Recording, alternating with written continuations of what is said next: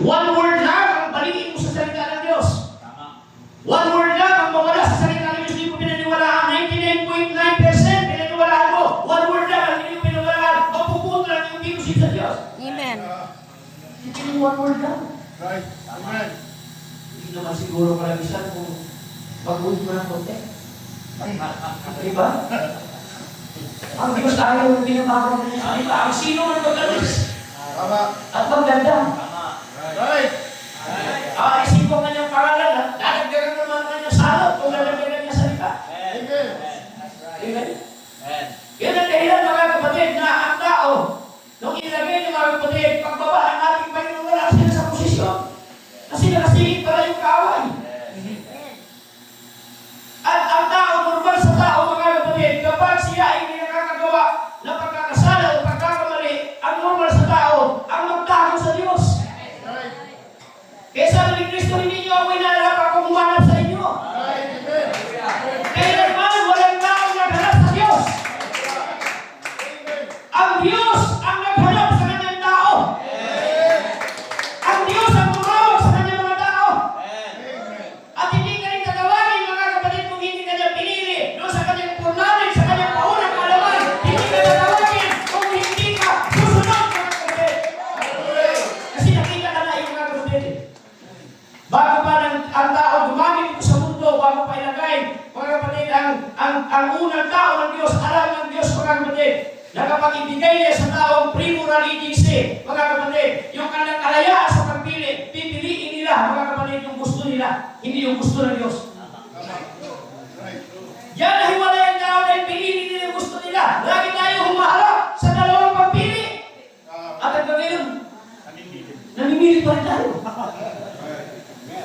Amen? Right. Pero dapat natin piliin. Amen? Yung tama. Amen? Kasi nakita natin ito mga kapatid. Pagdating na aking Panginoon, alam saan ka na roon? Maging galing na Pastor Jason.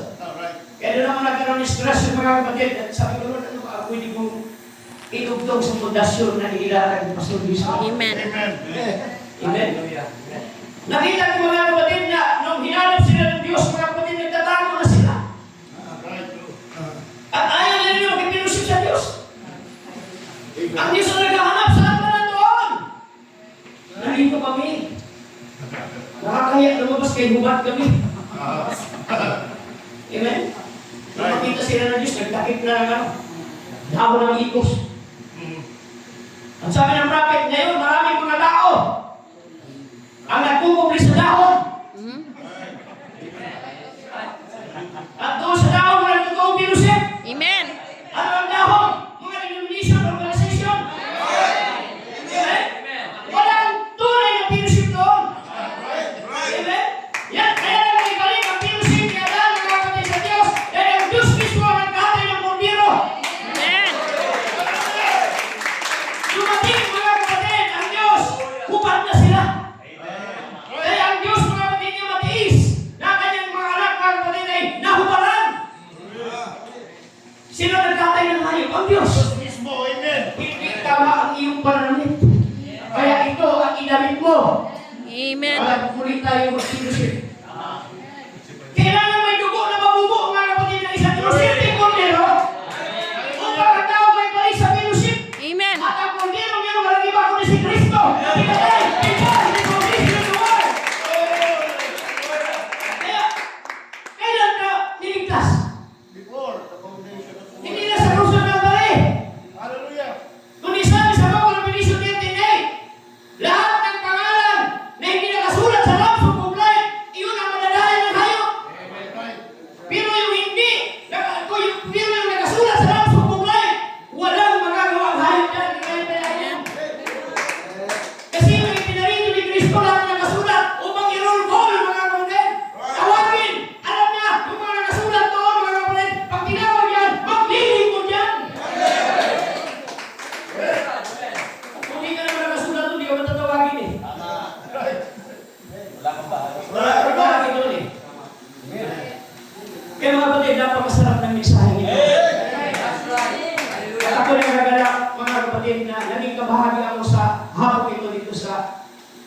fellowship ng pagunay. Amen. Kapatid. Kaya makita natin mga kapatid, pagpasensya nyo na ako kung magpupot ako ng Tagalog. Kasi ako, mahirap ako magpasa sa English. Hindi ko na sabihin kung ano inabot ko mga kapatid. Pero sa biyaya ng Diyos, nakabot ako ng 4 years elementary. Thank you, Lord. Kaya, pagpasensya nyo ako mga kapatid kung makapagpot ako ng Tagalog. No problem. Kapatid, gusto ko lang yung sabi ko lang, kasi ang mensahe natin mga kapatid, ay ano, Malakay 4, 5 and 6, sa Revelation 7. Amen. Kung wala ang mensahe ito, hindi tayo may babalik. Right. Hindi tayo makakalabas sa mga denomination. Pero dahil nga sa akin ka, nag-isa ka man doon sa limliman ng manok, Right. amen? Amen. Pag sumigaw ang aking obligado ka. Amen? Obligado kang makuhin. Dahil ang sin mo ay sin of the angel. Pero kung bili ka ng manok, ay hindi ka tatalima. Right. Kasi ang mensahe nito mga kapatid ay eagle's food. Hindi ito chicken food, mga kapatid. Amen. Pagkain ito ng agila. Kaya ang agila na makarecognize sa mensahe ito. Ito ang magbabalik sa atin ang mensahe ito. Ang magbabalik sa atin sa tunay na fellowship. Amen. Kaya sabi ng prophet mga kapatid, now the messenger of the Malakay 4 of Malakay 4 and Revelation 7 is going to do two things. Right. May dalawang bagay ito na ginagawa o ginawa. According to Malakay 4, He will turn the hearts of the children to the fathers. Sabi niya, to the fathers. Pangalawa, He will reveal the mystery of the seven thunders in Revelation 10, which are the revelation contained in the seven seals. Amen? It will be this divinely revealed mystery, truth that literally turn the hearts of the children to the Pentecostal fathers. Amen. Hindi yung Pentecostal na Laodicea. Yung original na Pentecostal. Kung saan si Kristo bumaba sa kanyang Espiritu Santo at hinati-hati ang kanyang sarili sa bawat mananampalataya. Nasa ngayon, mga kapatid, yung dumating sa atin ang mensahe. Amen. Ibinalik tayo yan. Mga kapatid, kung wala ang mensahe, hindi tayo magbabalik sa tunay na fellowship. Amen. Sabi mga kapatid ng prophet, ang tao mawala sa fellowship sa Diyos, hindi na naghanap sa Diyos. Nawala ng pagkauhaw sa Diyos. All right. Amen? Nawala ng pananabik. Dati lagi siya naghihintay. Kung kailan bababa na ng Panginoon. Lagi ang bumababa niya, sabi ng Pastor Jason kanina, bumababa palagi sa kulimlim ng gabi. All right. Amen. Kung kailan nagdidilim na, saka bumababa. E ngayon, ito ating panahon na naman ito ng hating gabi. All right. Gabi na naman ulit. Amen. Amen? Kaya mapasin natin dito kapatid, kung may kikiword nyo dyan, God seeking you, not you seeking God. Tama. Napakabuti ng Diyos mga kapatid. Amen. Dahil kung ikaw yung itinalaga, hindi ka talaga pabayaan ng Diyos. Amen. Kaya sabi ko nga sa inyo mga kapatid, kung isasaysay ko yung ating testimony, kulang yung kung maghapon bago ako nasumpungan ng Diyos. Amen. Thank you, Lord. Amen. Amen. Amen. Kasi sabi nga ng tatay ko, huwag kang luluwas sa Maynila kasi kahit habulin ka ng leader o kasi natin ng bilao ay hindi mo mababasa, kaya huwag kang maglakas loob luluwas sa Maynila. Pero wala tayong magawa kung dito pala ako natawagin sa Maynila. Amen. May isang lingkod ng Diyos na nag-preach doon 1986. Mga batid, ako noon ay nasa Iglesia ni Cristo. Narinig ko ang mensahe ito sa pamagitan ng Pastor Moises Bisacada. Mga batid, hindi ko alam siya rin pala magiging biyanan ko. At nung nawala si Pastor Bisacada, ginawa ng payo, hindi ko alam na ako rin pala ang isusunod ng Diyos.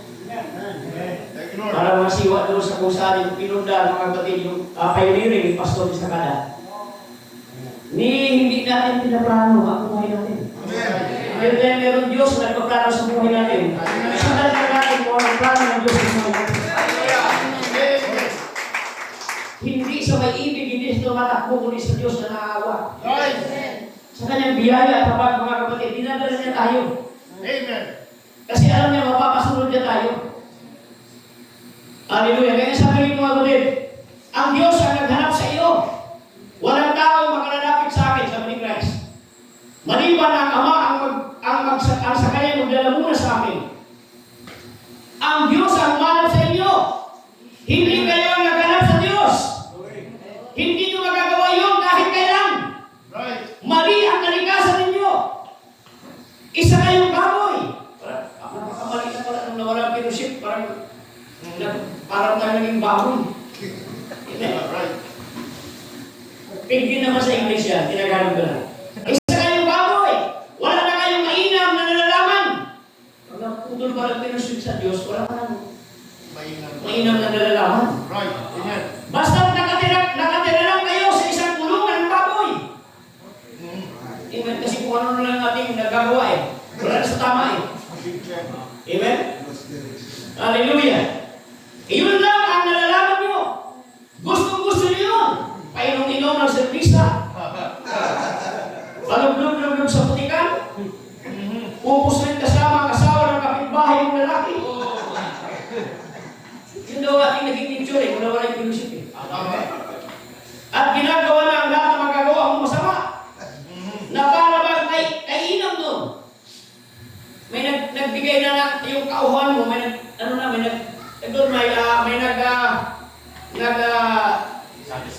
nag-satisfy na Diyos sa kauhan mo. Pinawi ang uhaw sa Diyos sa pawi ng sa mga bagay ng makamundo.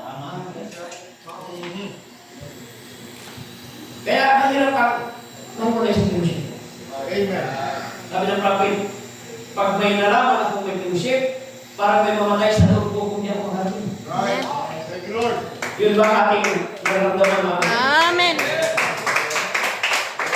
kung yun ang ating nararamdaman mga kapatid, hindi tayo mawawala sa fellowship. Right. Kahit alapin ka pa na mapugat tayo ka dahil double pay. Ipagtatahimon mo ang fellowship kasi mahal mo ang fellowship. Amen? Amen.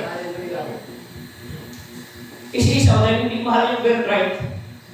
Isang tasang lugaw lang yung katapat. Amen? Nawala na sa fellowship. Lugaw lang. Right. Hallelujah. Pero sa kabila lang sabi nito, hallelujah. O kapatid, sabi nito, sa kabila noon, kumakatok ang Diyos sa inyong puso. Tira mo, pinili ka ng Diyos kahit hiwalay ka na.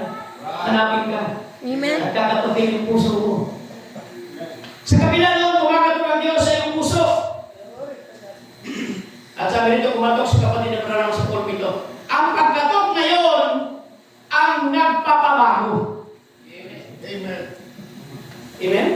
Kasi pag di ka katukin ng Diyos, pag ikaw lang nagbago sa sarili mo sa araw, mawawala ka. Pero kapag ang Diyos ang nagbago sa iyo, walang makakapagpalawalay. Amen.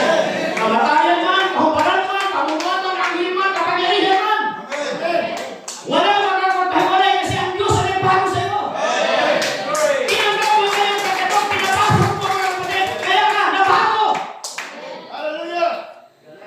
Hallelujah. Kaya sabi rito mga kapatid, ang pagkatok na yun ang nagpapabago. Hindi lang ang pagkatok nyo sa Diyos. Amen? Yung ating pagkatok pala sa Diyos, hindi makapagbago yan, kundi ang pagkatok ng Diyos sa puso natin. Amen. Amen? Right. Hindi ang pagkatok nyo sa Diyos ang pagkatok ng Diyos sa inyo. Amen? Hindi yung pagkatok natin sa Diyos, kundi yung pagkatok ng Diyos sa atin. Right. Hindi kailanman na hindi kumatok si Adan sa puso ng Diyos. Ang Diyos ang kumatok sa puso ni Adan. Amen? Ano pag binubulayan natin yung buhay natin? Kung di kaya tayo kinatok ng Diyos, nasaan kaya tayo? Maaaring nasa mall ka, maaaring nasa sabungan ka, may pinusip din sa sabungan, magiging pangyawan. Pinusip din sila eh. Oo, may Kristo yun doon. Bakit ko nalaman? Dati ko sa sabon. Lahat na lahat sa akin yan. Pero salamat sa Diyos, ginatok ko ang puso ko. Amen? Mga kapatid, Amen. lahat yan, kung hindi mo ako kinatok. Amen?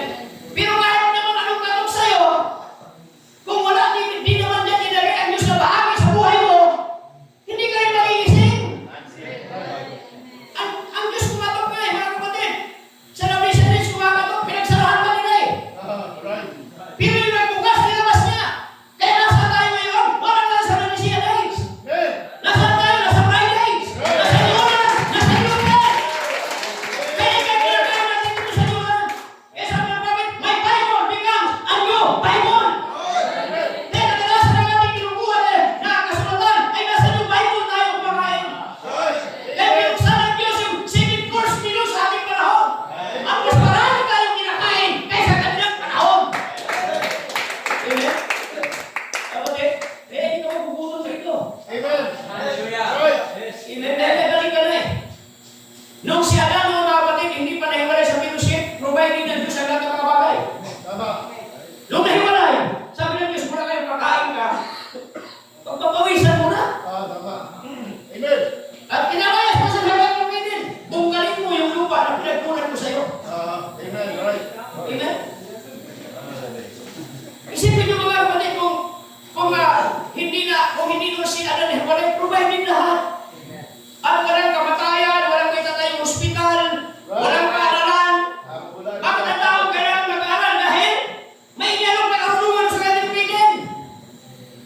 Ito si Iba, saling na manatili sa salita, nagkaroon ng karunungan. Kasi sila kayo estudyante, haras kailan po na nag-aaral level, hindi yun ang tinutukoy ko. Pero sabi ng prophet, ang science ay hindi makakatulong sa kaligtasan. Right. Amen. Pero sa pagtatrabaho niyo, makakatulong. Diba? Kaya mga kapatid, nakita natin sabi ng prophet, nung si Iba nung namamasyal-masyal, may narinig siyang tingin. Yung mahabang sitsit pasuraw.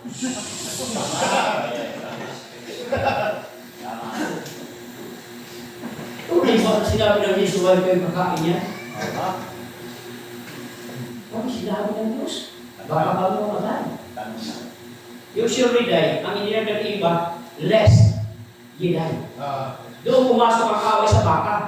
Kasi ang baka pag-alinlangan. Hindi siya sure. Pero ang unang condition ng Diyos, sure yiday. Right. Pagkatapos mga kapatid, sabi ng prophet, kung hindi sana si Iba, nakinig sa ibang tinig. Amen? Minsan bakit may mga believer, mga kapatid na naliligaw? Kasi may pastor sila nakikinig sa tinig ng iba. Sana na magkonsulta sa pastor, konsulta yung pastor sa ibang pastor na magkonsulta. Ako sabi ng iba, tama ba? Mukhang hindi naman sinabi ng asawa ko yan. Hindi nilimit yung asawa ko. Hindi sinabi na makakapagpapalantas pa rin lang. Magiging kagaya para ako ng Diyos. Kapantay ng Diyos. Kapantay. Kuipan. Amen? Alam mo mga kapatid, minsan, doon pumasok mga kapatid pag nasa iba ng panibagong kapayagan. Right. Kaya tinignan nasa mensahe. Nakinig sa Cornelsen. Di ba? Right. Yes. Eh, may prophet, ilang ba binahayag? 7 seal lang naman. Ngayon, nag-upgrade na yung Cornelsen, 21 seal na. Amen? Dumagdag na. Right. Ngayon, tingnan niyo sa scripture, kung ilan bang binuksan ng prophet, 7 lang. Hey! Amen? Ilan bang pinaliwanag ng prophet, 7 lang. Right. Kaya mga kapatid, pag tayo maging aware, pero I believe, ang bride, siya ay wise. Amen? Amen. Alam niya ang pagkain niya. Right. Kasi ang bride lang ay may access sa Diyos. Amen. Amen? May direct release. Bago niya pagkain ang isang pagkain, tinitingnan niya mabuti ng kabila. Mukhang nangingitim na yung karning niya. Ang uwak, ang culture. Kain na ng kain niya, kahit bulog na. Pero ang kain na, ang wise. Amen. Sinisilip na uli yan. Amen? Ang ginadala mga kapatid sa uling tuwing. Amen. Amen? Sa word, mga kapatid, kung ito ba ay naroon. Amen? Kaya hindi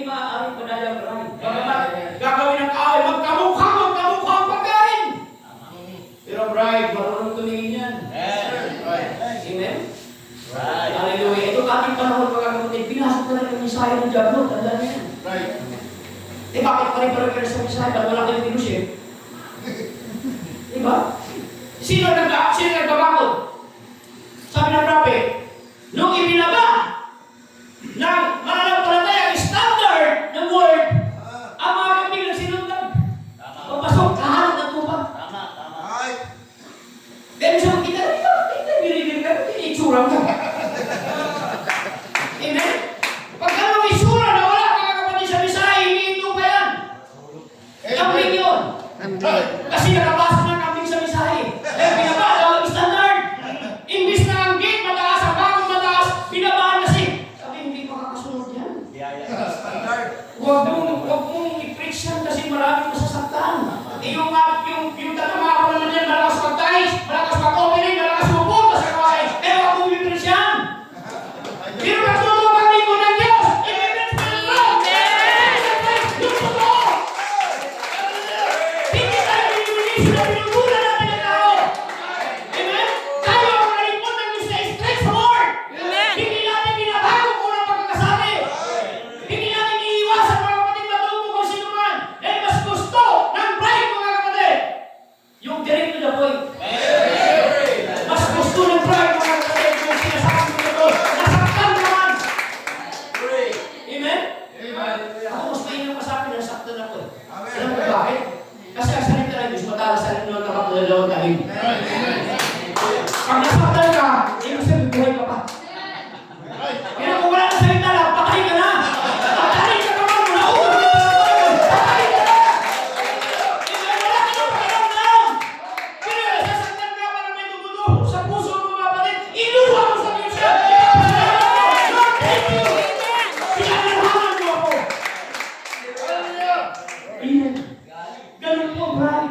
Mas gusto-gusto yung pinapin nila yung word na tumatama sa kanila. Amen. Amen? Ano ba ginagawa ng Diyos? Pag nagpulot ang tao, ang mga hitano nyo, pag nagpulot ng ginto, ano ginagawa sa ginto? Pinipitpit. Minamaso. Alright. Babalik na rin, mamasuhin. Ano ang purpose?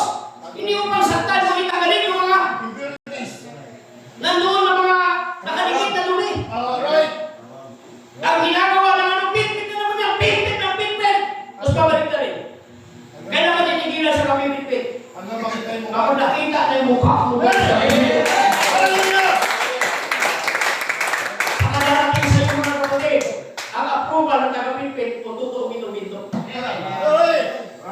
Kaya pinipitpit tayo ng word, pinipitpit tayo ng mensahe mga kapatid. Kapag nakita na si Kristo sa buhay mo, darating ang silyo sa iyo. Ang silyo ka na, pinipitata ka na. Pinipitata na. At pag nasiluhan ka na, wala na magagawang kaaway, silyado na eh. Sabi naman, pag nasiluhan ka dito, hanggang saan yan? Hanggang bukas lang ba? Hanggang makalawa, hanggang isang taon? Up to eternity! Amen? Ito na ginagagalak natin sa mensahe ng mga kapatid. Kasi hindi tayo dito binubula. Amen? Sabihin mo na siya, naranasan natin yung mamumula. Ay, si brother, nag-donate ng electric fan, ipanalangin natin. Si brother, si sister, malaki na yung bag dito sa ating earphone. Galing kay kontraktor. Diba? Pero dito sa ating mga kapatid, hindi tayo binubula sa mensahe. Amen? That's right, amen. Hallelujah.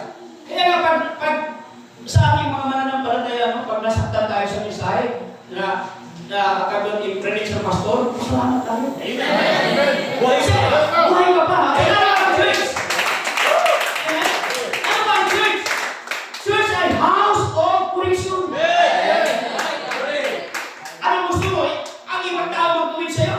O ang Diyos ang magtuwid sa'yo? Di ba? Kaya mga kapatid, sabi ko nga sa church mga kapatid, kung kayo nasasaktan, hindi yan gusto ng pastor. Kasi ang pastor mga kapatid, kanina lang, nakaupo ako dyan, abang si First Pastor Jason. Yung aking inihalagaan ng Manila, hindi ko na pakinabahan. Kasi hindi na gusto ng Diyos. Amen. Amen? Nagkaroon ng inspiration ng manibagong mga kapatid, nakita ng yung fellowship. Napakahalaga ng fellowship. Amen? Ginaaral ko sa Jesus si Adan, nawala sa fellowship. Amen? At ang mga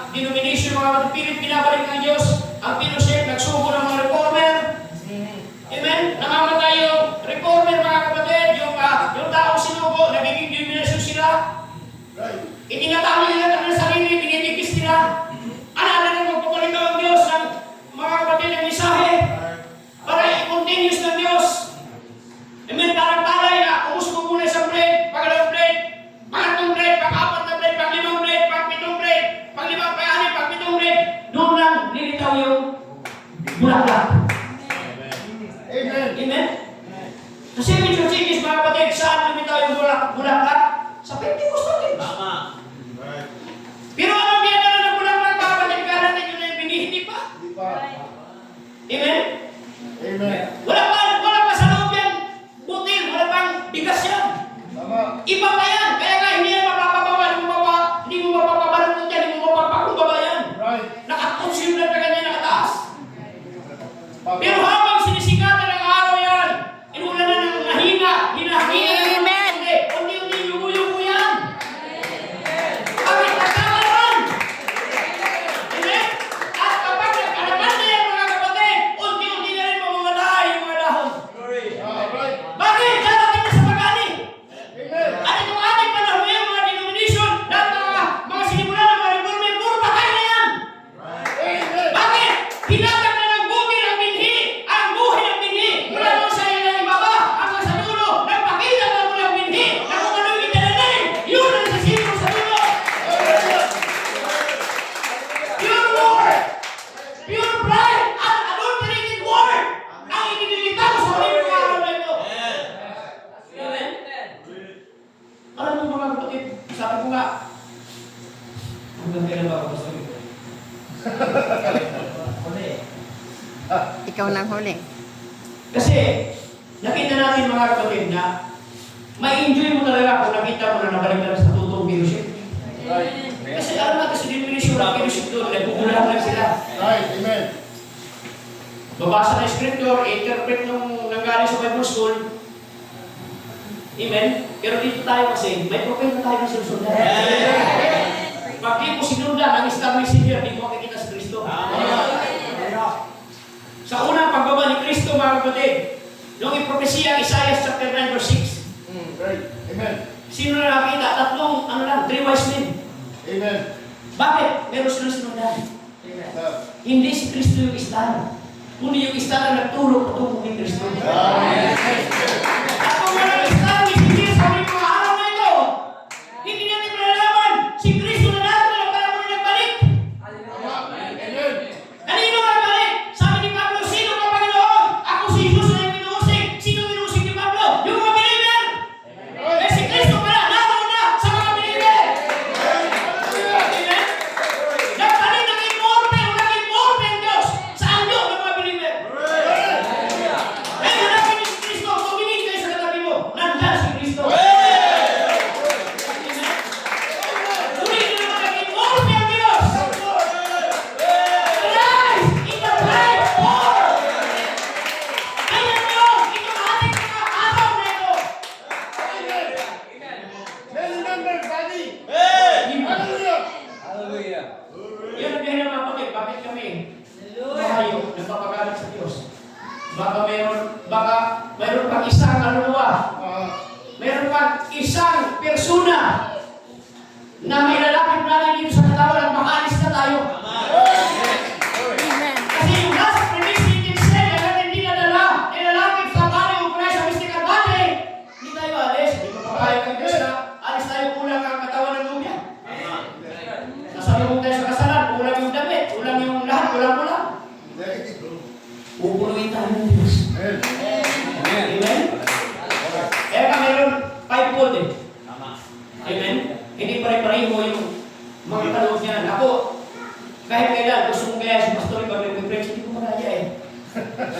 Kasi siya yun, ako ito. Amen? Yes, amen. Ako, pag nag-preach ako, kahit hindi ko kailangan ng mic, hindi ko walang mic. Maliit lang ako, pero tinig ko, abot ka ng sa kabilang kasada. Kasi ayaw ko sisihin ako ng Diyos. Ang hina kasi ng busis ko, kaya yung nandun na isang kapatid na karinig. Kaya kung kailangan mo ituloy mo na. Amen. Ito na yung panahon, mga kapatid, na kung meron kang gagawin, gawin mo na. Amen. Amen? Ito na yung panahon, mga kapatid, na huwag mo na yung magpabukas. Kaya kung magagawa mo ngayon, hindi mo na magagawa bukas. Amen. Amen? Yun dahil bakit nandito kami? Nandun sila Pastor Guillermo, Pastor Jason, okay, Pastor Gian, Pastor Ray, Pastor Ao, Pastor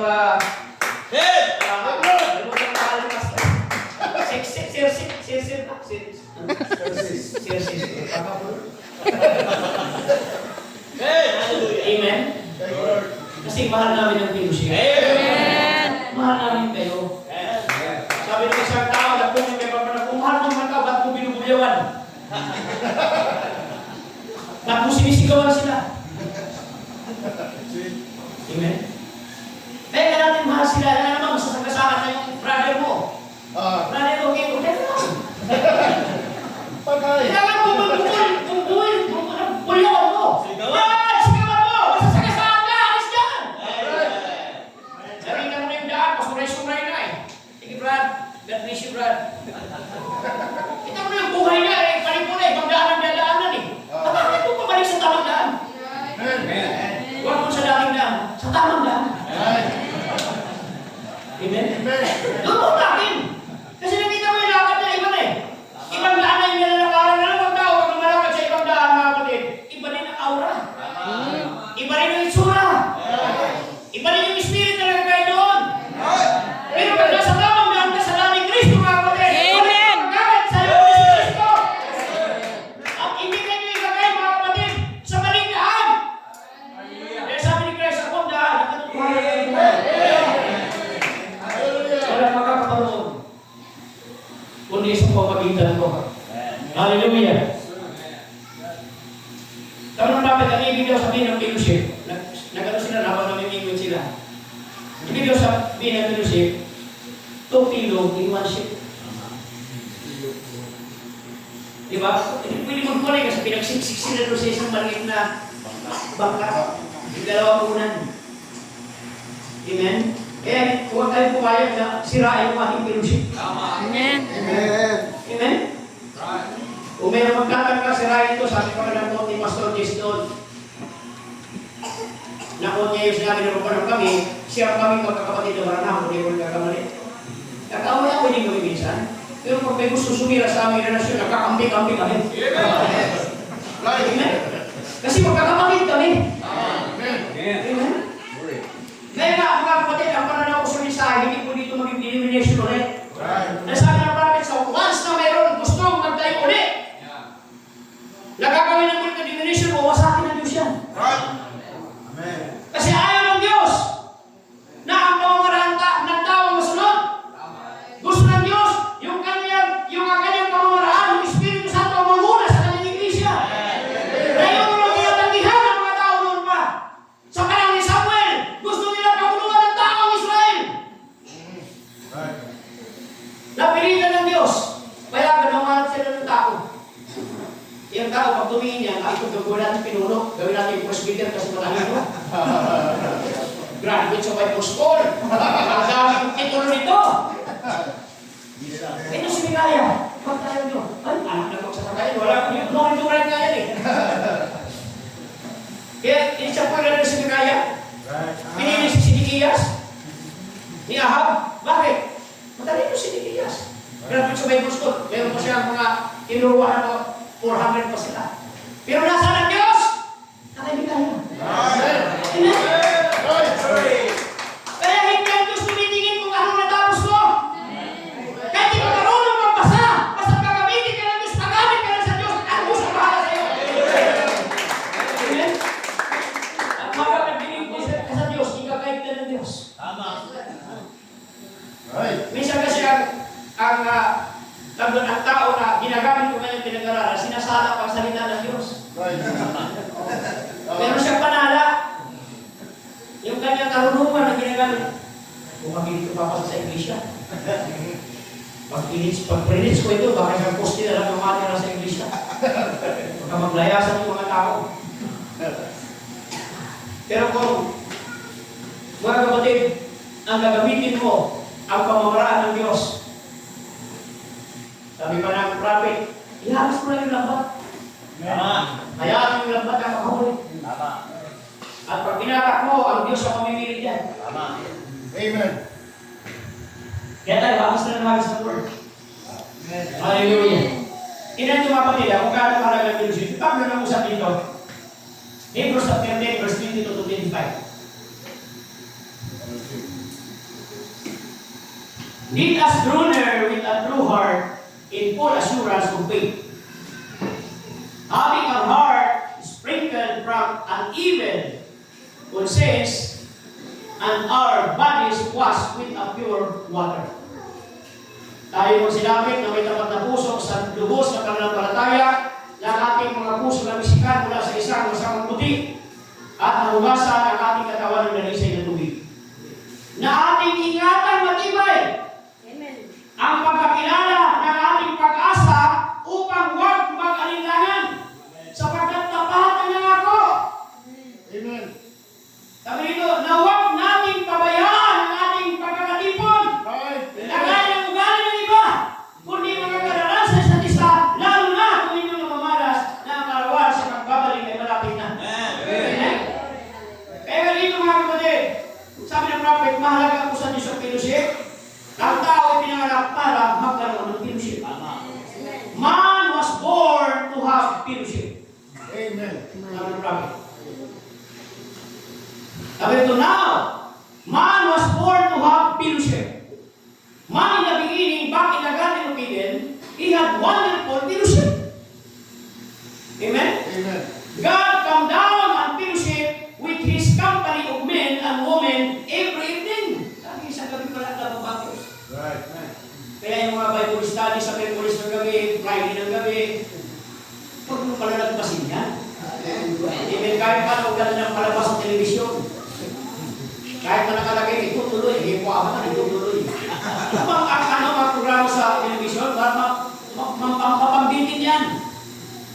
Pag sinusubaybayan mo yan, pag malapit na, gusto mo nang malaman yung kasunod, ito tuloy. Para may subaybayan ka na tuloy. Naalala ko yung nagmamagic ko sa daan? Sabi niya, isa, dalawa, magiging, yung itlog, magiging sisiw. Tawag naman ako. Magiging sisiw niya. Yung pala, paano hinga lang? Kasi may tinibinta sila produkto. Diba? Ganun ang diablo ng puso. Aakitin ka para meron ka subaybayan sa kanya. Amen? Sabi nito, kapatid. Hallelujah.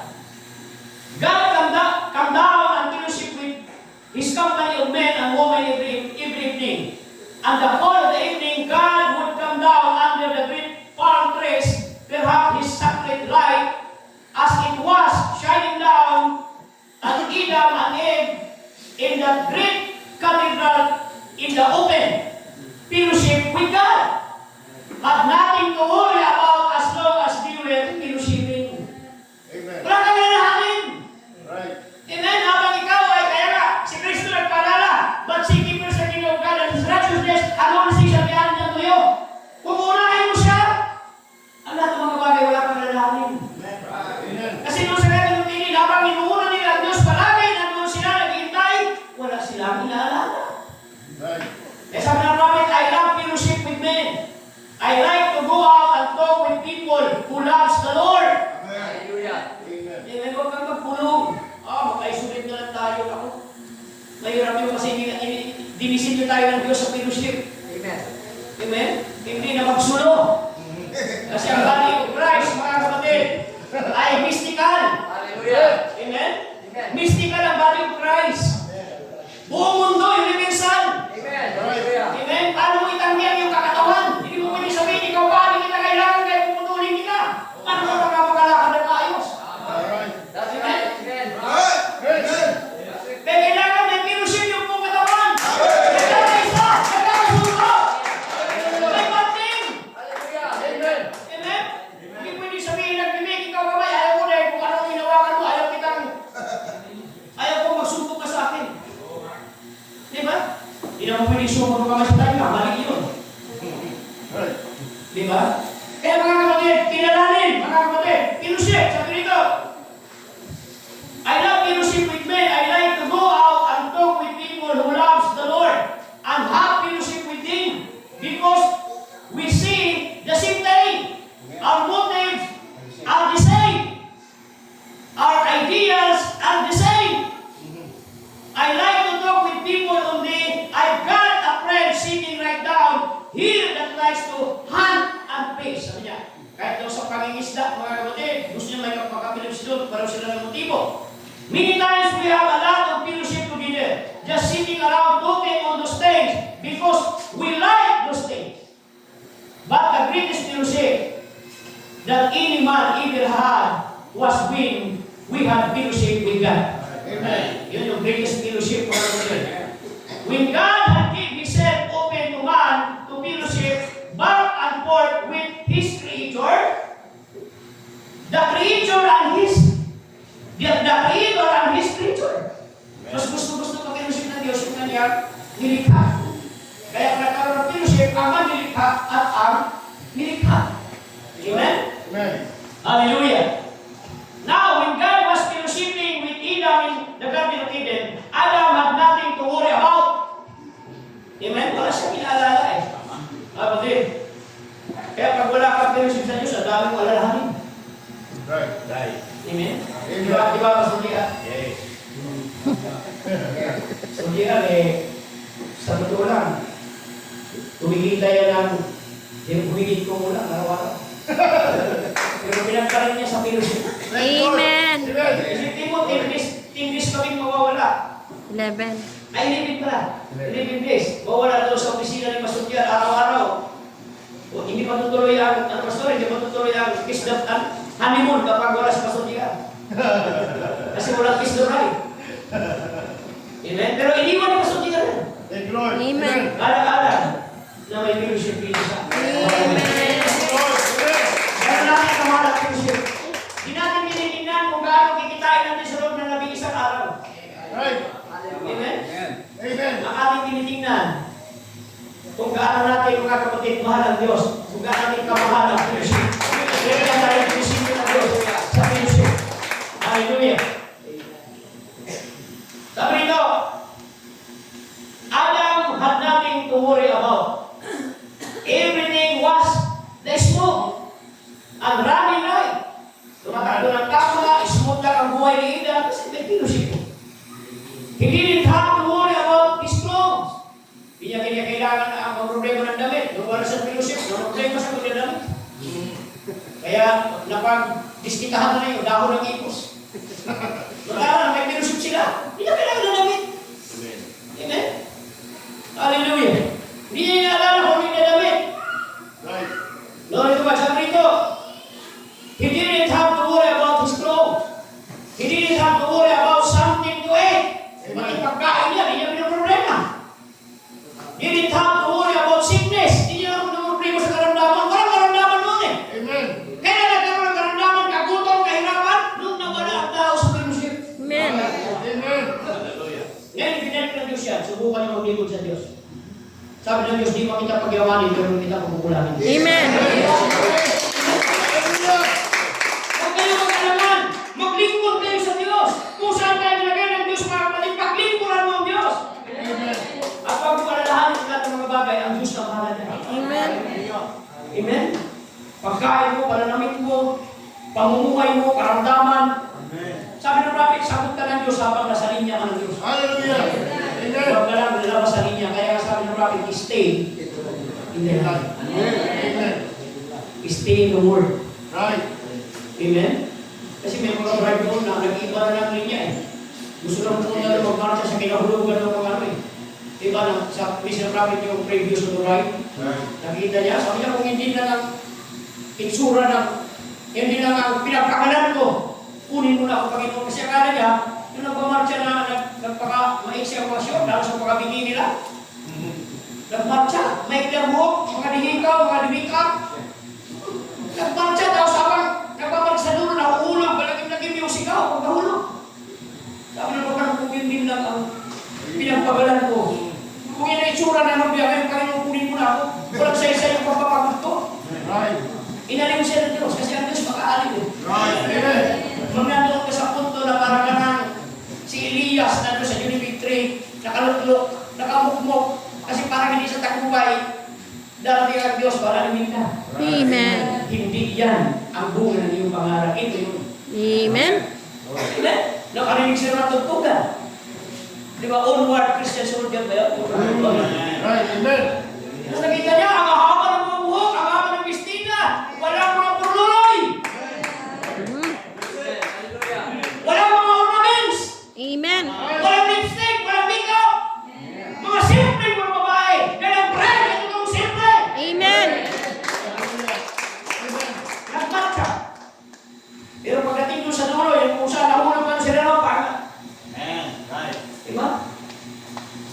Tapos may ilang lumigay sa daan. Ano sabi ng prophet? Sumigaw siya, akala niya totoo eh. Maray, pamitain eh. Stay on the line! Sabi niya, pagbago siya, nakaganon pa siya.